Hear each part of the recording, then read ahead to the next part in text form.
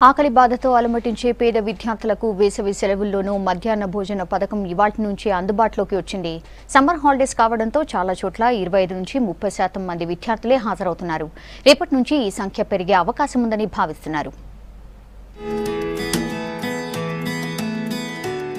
పేద విద్యార్థులు ఆకలి బాధతో చదువుకు దూరం కావద్దన్న సదుద్దేశంతో చేపట్టిన మధ్యాహ్న భోజన పథకాన్ని వేసవి సెలవుల్లోనూ అమలు చేస్తోంది రాష్ట్ర సర్కార్. ఎండల తీవ్రతతో ఈ నెల 16 నుంచి వేసవి సెలవులు ఇచ్చింది ప్రభుత్వం. విద్యా సంవత్సరం అంతా బడుల్లో మధ్యాహ్న భోజనంతో కడుపు నింపుకున్న చిన్నారులకు వేసవి సెలవుల్లోనూ ఆకలికి లోటు లేకుండా పోయింది. ఉదయం 8:30 నుంచి 10:30 దాకా స్కూళ్లకు వచ్చిన స్టూడెంట్స్ కి ఆటలు పాటలతో చదువులు నేర్పుతారు. స్కూలుకు వచ్చిన విద్యార్థుల సంఖ్య చూసి భోజనం తయారు చేసి వడ్డించారు.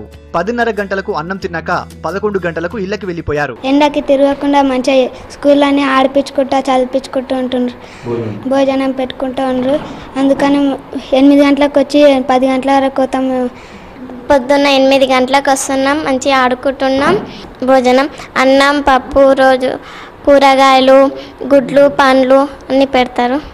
మరి ఏర్పాటు చేసినటువంటి మధ్యాహ్న భోజన పథకం ఏదైతే ఉందో ఇది చాలా మంచిగా అని నేను అనుకుంటున్నాను. ముఖ్యంగా వాళ్ళు ఇంటి దగ్గర ఉన్నట్టుంటే మరి అనారోగ్యం కూడా అయ్యే అవకాశం ఉంది సార్. మరి ఇప్పుడు ఆ అనారోగ్యం కాకుండా పిల్లలకు మేము మంచి ఇన్స్ట్రక్షన్స్ ఇస్తాము.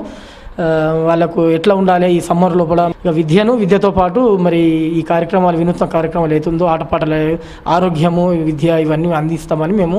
కరువు జిల్లాగా ప్రకటించని ఆదిలాబాద్ లాంటి జిల్లాలోనూ మిడ్ డే మీల్స్ పెడుతున్నారు. కలెక్టర్ జగన్మోహన్ చొరవతో ఈ జిల్లాలోనూ వేసవి సెలవుల్లోనూ మధ్యాహ్న భోజనం వడ్డించేందుకు ప్రభుత్వం అనుమతిచ్చింది. జిల్లాలో 3817 స్కూళ్లలో మొదటి రోజు మధ్యాహ్న భోజనం విద్యార్థులకు పెట్టారు. ఎక్కువ శాతం స్కూళ్లు గ్రామీణ ప్రాంతాల్లోనే ఉన్నాయి. దాంతో అక్కడ పేద విద్యార్థులకు భోజనం అందుతోంది. మాకు ఇక్కడ మధ్యాహ్న భోజనం పెడతారు. ఈసారి ఈ హాలిడేస్లో కూడా మాకు భోజనాలు పెడుతున్నారు. ఇక్కడ చాలా బాగా వండుతారు. మేము ఈ పౌష్టికాహారం తినడం వల్ల మేము ఆరోగ్యంగా ఉండగలుగుతున్నాము. మధ్యాహ్న భోజనం పెట్టినందుకు ఎంతో సంతోషంగా ఉంది. ఎంతోమంది పేద పిల్లలు తమకు ఆహారం లేక ఎంతో కష్టపడుతున్నారు. కానీ మాకు ఇక్కడ స్కూల్లో మధ్యాహ్నం ఇంత ఎండలో ఉన్నా కానీ నీళ్ళకి ఇక్కడ అన్నం పెట్టించడం అనేది ఎంతో సంతోషకరమైన విషయం.